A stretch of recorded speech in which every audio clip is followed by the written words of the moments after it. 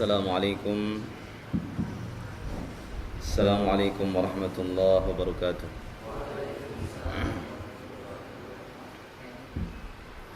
Innal hamdalillah nahmaduhu wa nasta'inuhu wa nastaghfiruh wa na'udzu billahi min shururi anfusina wa min sayyiati a'malina. Man yahdihillahu fala mudilla lahu wa man yudlil fala hadiya lahu.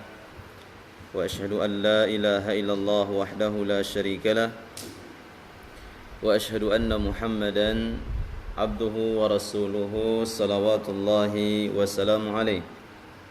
Amma ba'du fa inna asdaqal hadithi kitabullah wa khairal hadi hadi Muhammadin sallallahu alaihi wasallam wa syarral umuri muhdatsatuha fa inna kulla muhdatsatin bid'ah wa kulla bid'atin dhalalah wa kulla dhalalatin finnar.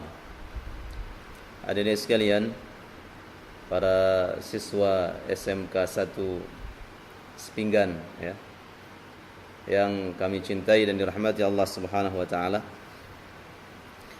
Tapi ini ditaruh aja ya. Taruh meja aja ya. Enggak kedengaran soalnya. Berapa menit?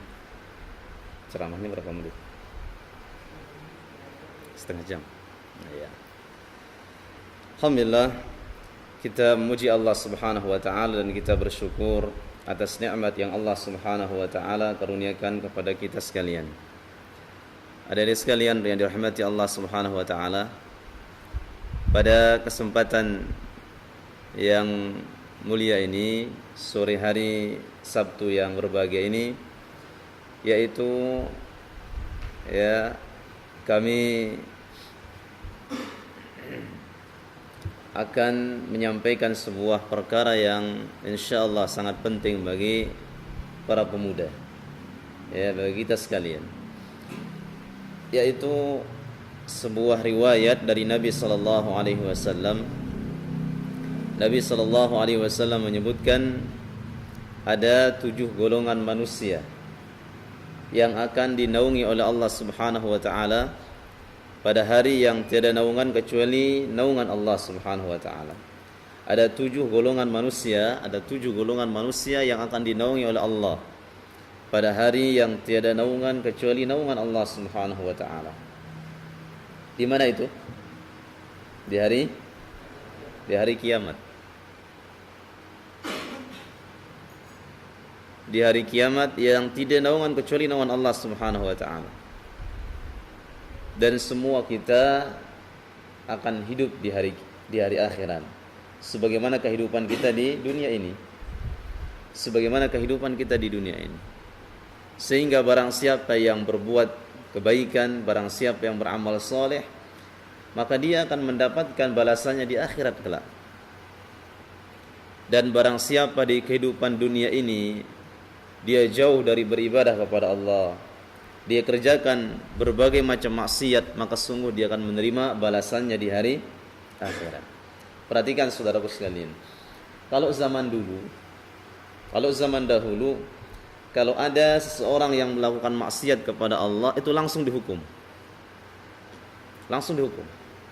oleh Allah Subhanahu wa taala. Seperti kisah siapa? Nabi Musa alaihissalam.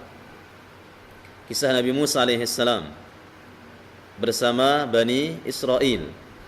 Itu Bani Israel yang tinggal, mereka berada di pesisir pantai.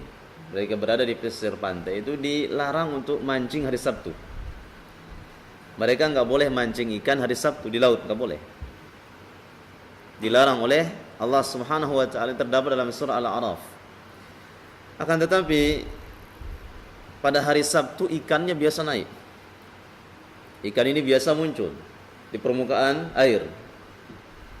Tapi kalau hari-hari yang lain, hari Jumat, ya, kemudian Kamis, Jumat, Sabtu, dari Senin, Selasa, Rabu, Kamis, Jumat, kemudian Ahad, ini ikannya jarang. Sehingga apa? Ujiannya besar. Ya, kemudian mereka membuat sebuah cara. Orang-orang Bani Israel membuat sebuah cara. Mereka enggak mancing hari Sabtu, tapi kailnya, ya, jaring dilepaskan pada hari Jumat. Pada hari Jumat dilepaskan jaringnya, pada hari Sabtu ikan-ikan itu habis kena ketangkap. Kemudian ditarik hari Ahad. Hari Sabtu mereka nggak mancing, tapi dilepaskan hari Jumat. Akhirnya apa? Mereka bermaksiat kepada Allah Subhanahu wa taala. Allah larang hari Sabtu nggak boleh mancing, tapi mereka bikin cara. Akhirnya apa? Allah Subhanahu wa taala balas maksiat mereka dengan langsung dilaknat mereka. Mereka dilaknat menjadi kera dan babi.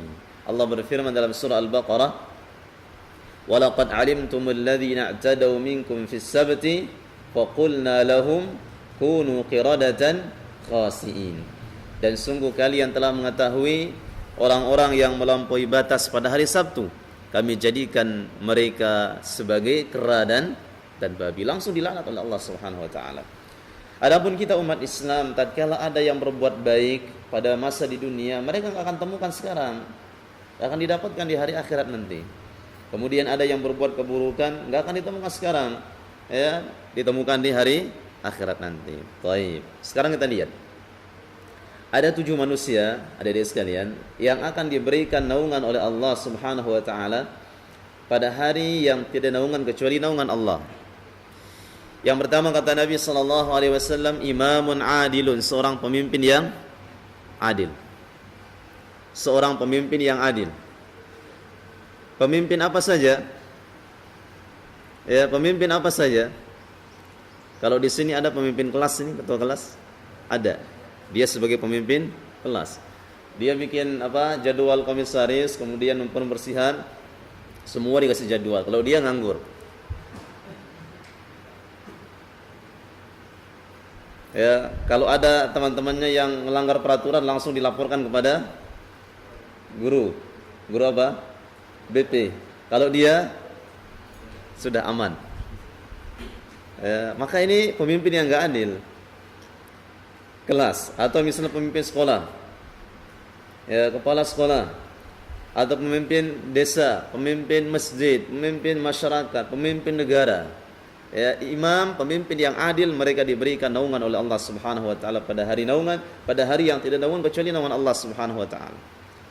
Pada hari kiamat, matahari didekatkan sejarak bagaimana? Sepenggal. 1 mil. 1 mil itu sekitar 3 kilo.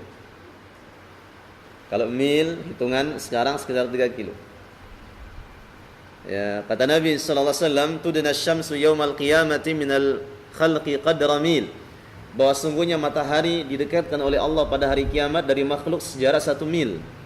Seorang rawi hadis ini mengatakan, aku tidak mengetahui apakah maksudnya 1 mil itu adalah jarak mil yang jarak yaitu 3 kilo atau mil juga dinamakan mil. Antum tahu celah alis? Oh enggak?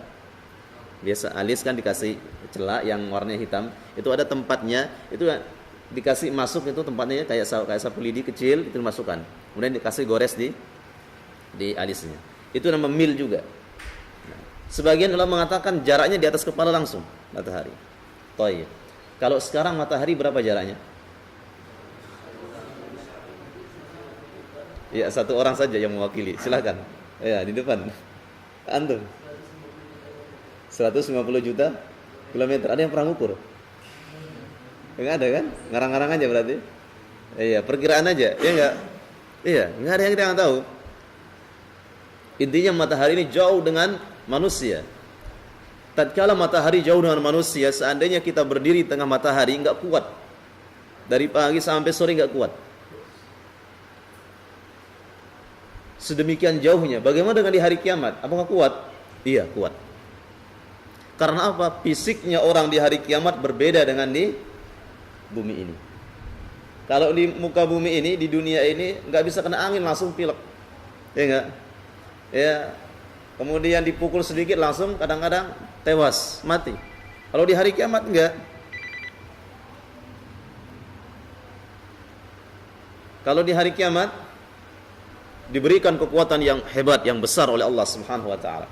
Bahkan dalam sebuah riwayat disebutkan orang yang masuk dalam neraka itu, ya, giginya saja kayak besar gunung Uhud. Hadisnya sahih. Ya. Kemudian orang yang masuk surga diberikan kelebihan. Kita semua tatkala masuk surga nanti panjangnya bagaimana? Tingginya 60 hasta. Seperti tingginya Nabi Adam alaihissalam, 60 hasta. Kalau sekarang berapa hasta aja? 5 hasta paling. Ya, lebarnya 8 hasta. Kemudian diberikan kekuatan yang besar oleh Allah Subhanahu wa taala. Kekuatan mendatangi istri sekian kali lipat. Kekuatan semuanya, makan gak ada yang kenyang. Antum minum jus 3 gelas gak kuat. Ya, dikasih sekarang 8 botol air gak kuat minum. Kalau di akhirat diberikan kekuatan yang hebat oleh Allah Subhanahu wa taala. Maka matahari didekatkan oleh Allah sejarah 1 mil.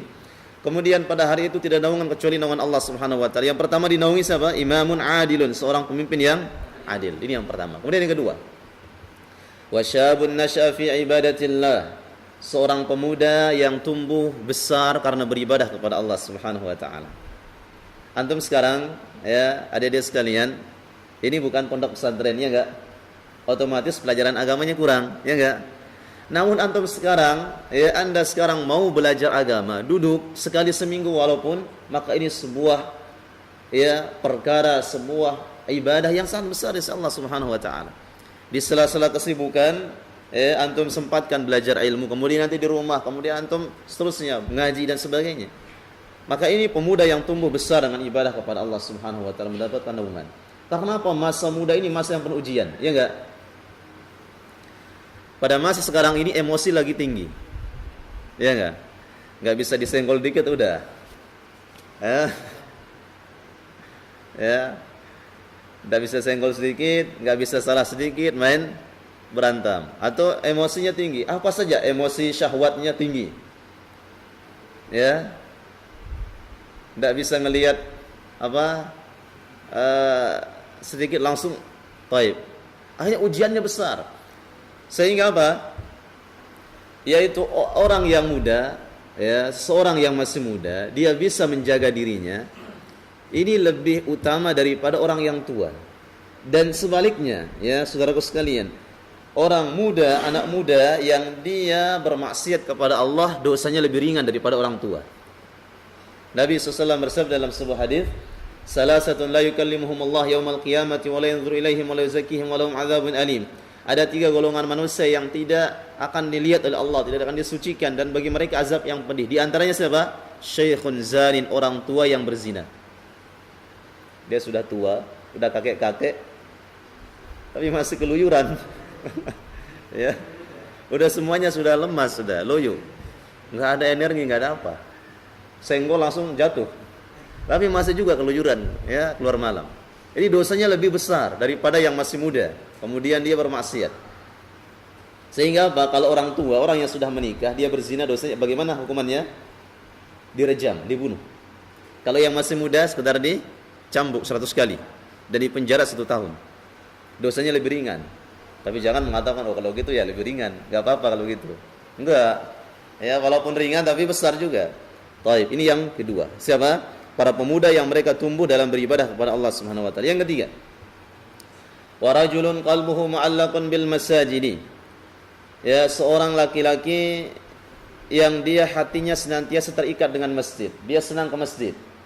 Ya. Jadi Anda ya ada sekalian, antara di rumah ke masjid, salat berjamaah. Ya, walaupun di sekolah ini salat berjamaah. Ya, zuhur, asar, salat berjamaah. Kemudian yang tinggal di sini juga berjamaah, di rumah ke masjid berjamaah.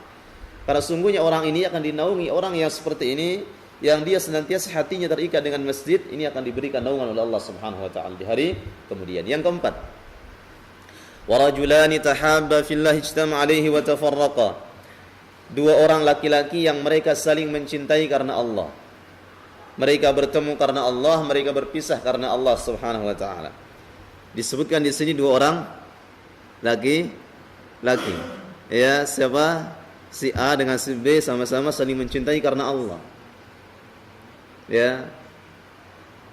2 orang laki-laki, bukan maksudnya laki-laki dengan perempuan. Baik. Dia mencintai karena Allah Subhanahu wa taala. Maknanya apa? Dia saling mencintai karena Allah, maknanya tatkala temannya ini orang baik-baik, maka dia cinta kepadanya. Semakin temannya dia adalah orang yang soleh, dia senang dengannya. Dia senang dengan temannya, dia cinta dengan temannya. Akhirnya dia pergauli dan sebagainya. Karena saudaraku sekalian, pergaulan ini besar faedahnya dan besar bahayanya. Tatkala Anda pergaulannya tidak baik, maka ini akan merubah sikap dan akhlak Anda. Ya, maka pergaulilah hanya orang yang baik. Sehingga apa? Orang yang diberikan naungan oleh Allah adalah seorang pemuda, dua orang pemuda yang mereka saling mencintai karena Allah Subhanahu wa taala. Tatkala saudaranya adalah orang yang soleh, dia cinta kepadanya. Ya, kemudian tatkala dia orang yang tidak baik, maka dia tidak senang. Ini dia mencintai karena Allah Subhanahu wa taala. Bagaimana seandainya seorang, misalnya siapa? Siapa nama antum? Hah? J. Jadi, jadi dia ngirim salam SMS sama siapa?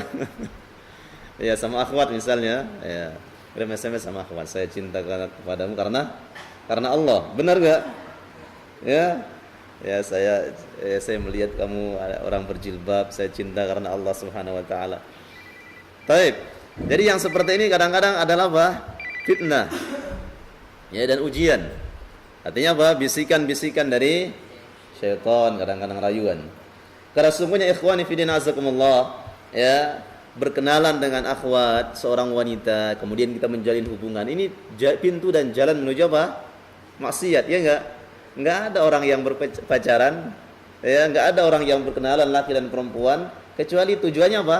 Mereka bisa saling ketemu, bisa saling sentuh dan sebagainya. Kemudian Allah Subhanahu wa taala menyebut dalam Al-Qur'an apa? Tentang larangan zina, wala taqrabu az-zina innahu kana fahishatan wa sa'a sabila. Janganlah kalian mendekati zina karena sesungguhnya zina ini fahisyah, perbuatan keji, dan dia sejelek-jelek jalan. Kemudian satu yang kalian ingat, orang yang paling merana adalah orang yang jatuh cinta. Iya, ada sebuah syair mengatakan, ada seorang penyair mengatakan, wa ma fil ardi ashqa min muhibbin wa in wajada al-hawa hulwal mudhaqi tarahu bakiyan fi kulli hinin fayabki inna syauqan ilaihi wa yabki indana khaufal firaqi.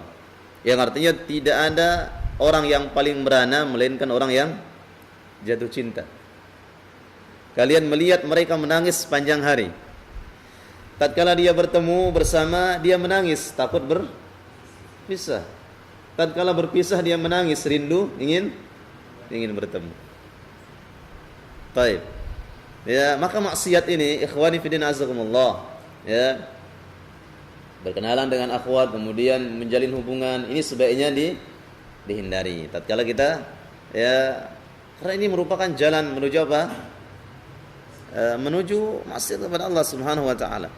Tatkala Anda meninggalkan bermaksiat kepada Allah, ya, perhatikan dari sekalian. Tatkala Anda meninggalkan maksiat kepada Allah, Allah akan menggantikan dengan yang lebih baik. Ada sebuah riwayat, ada sebuah hadis.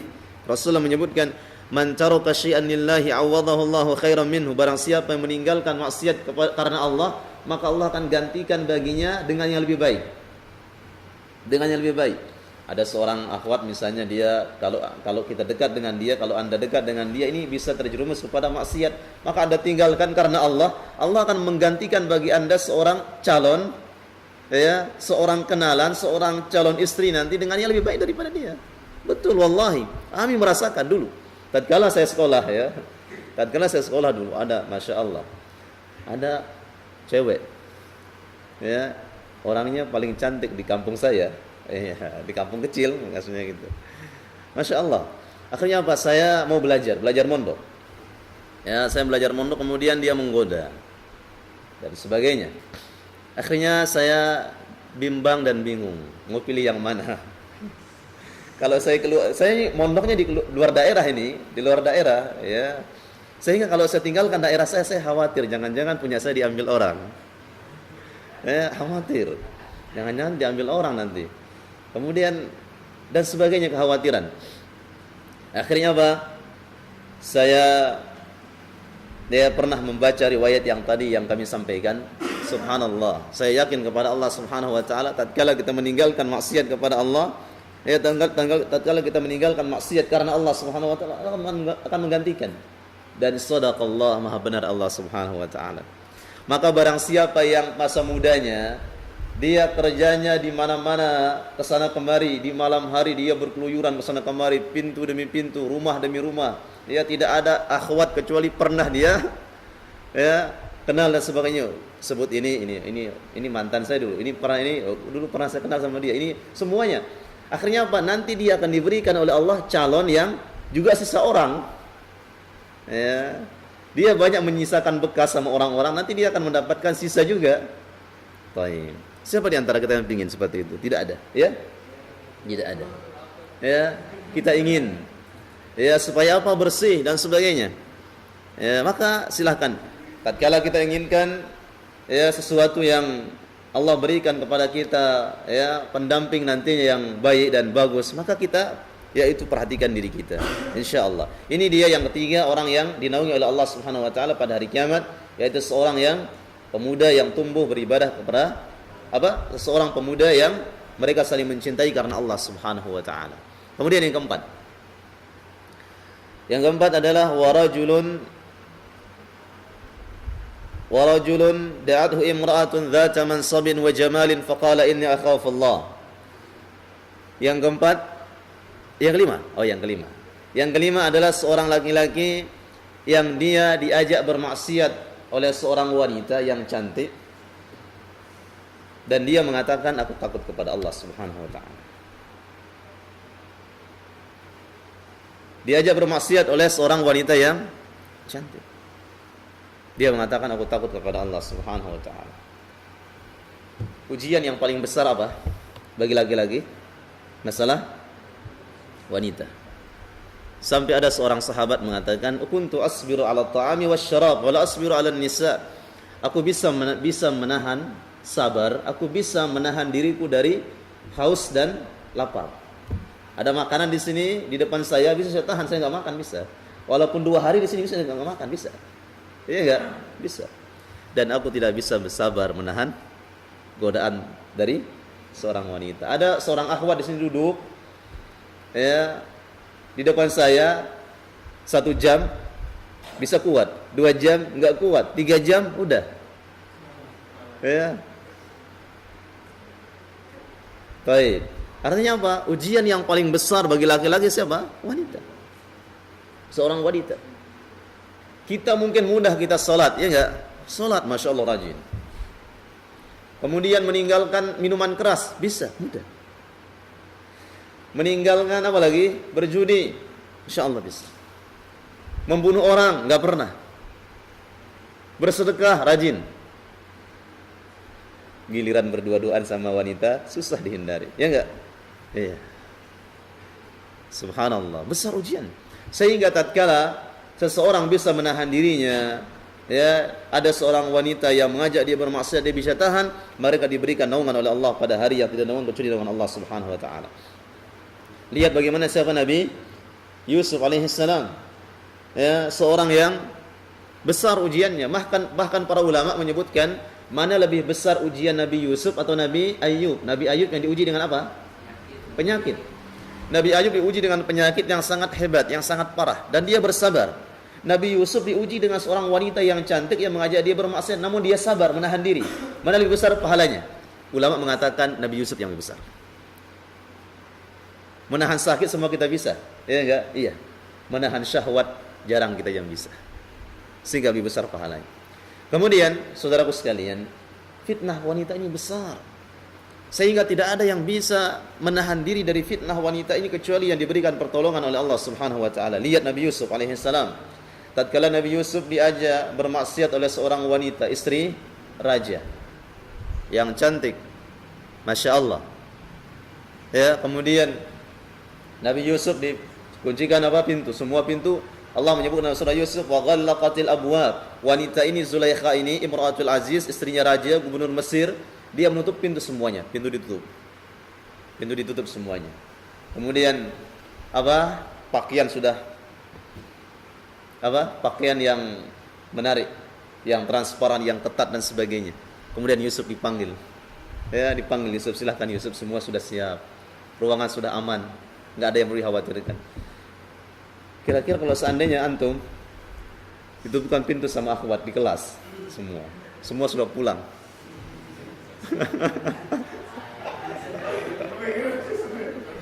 Ya. Semua sudah pulang ini. Malam sudah sepi. Hanya berdua saja. Ya, nggak ada yang lain. Akhwatnya lagi yang mau, bukan antum. Ya. Wah, ini ya berat. Ya, taib. Ini lihat Nabi Yusuf alaihissalam. Tatkala keadaan seperti ini, subhanallah. Allah Subhanahu wa taala menyebutkan dalam Al-Qur'an, "Walaqad hammat bihi wa hamma biha." Ya, ini Zulaikha ini ingin melakukan maksiat dengan Yusuf. Wa hamma biha, dan Yusuf pun ingin. Ini merupakan fitrah manusia, siapapun dia. Walaupun dia seorang nabi, ternyata Allah menyebutkan wa hamma biha, Yusuf juga ingin. Oh, jangan mengatakan kalau saya kuat, saya katanya. Biar saya berduaan. Akhirnya apa? Dulu ada seorang yang dia awalnya sholat. Apa namanya di pondok pesantren begitu. Dia seorang ya, awalnya dia mengajak akhwat ini sholat berduaan. Akhwatnya jadi makmum sholat. Awalnya sholat beribadah, lama-lama apa? Maksiat. Nggak kuat, kita nggak kuat. Akhirnya apa? Allah Subhanahu wa taala menyebutkan tatkala Yusuf alaihissalam digoda oleh Imratul Aziz, Yusuf mengatakan, "Qala ma'adzallah." Nabi Yusuf mengatakan, "Aku berlindung kepada Allah Subhanahu wa taala." Subhanallah, para ulama tafsir mengatakan, seandainya Yusuf tidak berlindung kepada Allah dari ujian perempuan ini, maka Yusuf akan terjatuh kepada perzinahan. Subhanallah. Maka kita berlindung kepada Allah Subhanahu wa taala dari besarnya maksiat, ujian apa? Maksiat wanita ini. Ini yang keberapa? Yang kelima. Tinggal dua. Yang keenam. Wa rajulun tasaddaqa fa akhfaha hatta la ta'lam shimaluhu ma tunfiq yaminu. Seorang laki-laki yang dia bersedekah sampai tangan kirinya tidak mengetahui apa yang dikeluarkan oleh tangan kanannya. Dia merahasiakan amalannya. Ya, maka merahasiakan amalan ini ibadah yang sangat besar. Kalau kita enggak pamer semuanya. Pamer, saya mengajinya Masya Allah sudah hebat. Ya, kemudian sholatnya enggak kurang dari sekian rakaat. Ya, kemudian pamer saya suka ini. Ya, ini sebaiknya dirahasiakan. Kemudian yang ketujuh, yang terakhir adalah wa rajulun dzakarallaha khaliyan fafadat ainah. Seorang laki-laki yang dia berzikir kepada Allah Subhanahu wa taala dalam keadaan menyendiri sampai menetes air matanya. Dia mengingat Allah Subhanahu wa taala, mengingat dosa-dosanya. Kemudian dia istighfar dalam keadaan menyendiri sampai dia menangis karena takut kepada Allah Subhanahu wa taala. Karena sungguhnya, ada sekalian, bahwa sungguhnya ada dua tetesan yang dicintai oleh Allah Subhanahu wa taala. Yang pertama, qatratu damin tuhraqu fi sabilillah, tetesan darah yang tumpah karena membela agama Allah. Kemudian yang kedua, qatratu dumu'in min khasyatillah, yaitu tetesan air mata karena takut kepada Allah Subhanahu wa taala. Kemudian juga Nabi sallallahu alaihi wasallam sebutkan bahwa ada dua mata, ya, ainani la tamassuhuman nar, ada dua mata yang tidak akan disentuh oleh neraka. Yang pertama, ainun bakat min khasyatillah, mata seorang yang takut karena yang dia menangis karena takut kepada Allah Subhanahu wa taala, dan mata yang dia tidak tertidur karena berjaga-jaga di medan perang untuk menjaga, ya, membela agama Allah Subhanahu wa taala. Demikian yang bisa kita kaji pada kesempatan sore hari Sabtu yang berbahagia ini. Semoga kita bisa menjadi, yaitu salah satu di antara 7 ciri, yaitu manusia yang akan dinaungi oleh Allah Subhanahu wa taala pada hari yang tidak naungan kecuali naungan Allah Subhanahu wa taala. Demikian, wallahu taala a'lam. Subhanakallahumma bihamdik asyhadu an la ilaha illa anta astaghfiruka wa atubu ilaik. Wassalamualaikum warahmatullahi wabarakatuh.